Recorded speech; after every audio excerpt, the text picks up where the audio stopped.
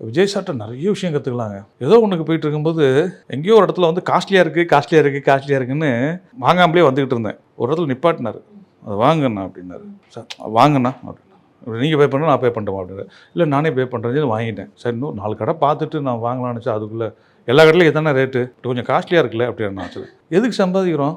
ஆசைப்பட்டதை அனுபவிக்க தான் சம்பாதிக்கிறோம். அப்போ அதில் என்ன காஸ்ட்லின்னு பிடிச்சிருக்குதா, அது என்ன விஷயம் இருந்தாலும் அதை வாங்கிடுங்க, அதை யோசனை மட்டும் இருக்காதீங்க அப்படின்னாரு. சரி இன்று ஒரு பாடம் அப்படின்ட்டு.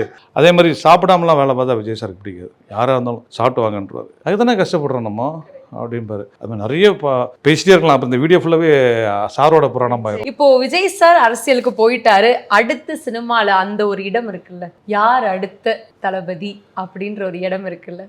உண்மையை சொல்ல போனால் எனக்கு மற்ற ஹீரோஸ் கூட ஒர்க் பண்ணது கிடையாதுங்க. தனுஷ் சார் கூட நடிச்சிருக்கேன். அப்போ தனுஷ் சாரை பார்த்துருக்கேன். அவருடைய பெர்ஃபார்மன்ஸு, அவருடைய ஒர்க்கெல்லாம் நான் பார்த்துருக்கேன். சிம்பு சார் கூட நான் 2 படம் பண்ணியிருக்கேன்.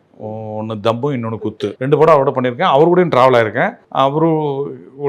அவரை நான் அப்சர்வ் பண்ணியிருக்கேன். அவரோட பழகிருக்கேன், வச்சிருக்கேன். என்னோட கணிப்பு அப்படின்னு பார்க்கும்போது Periyar Maniammai Institute of Science and Technology, Tanjavur. Civil engineering with specialization in GIS, remote sensing and more.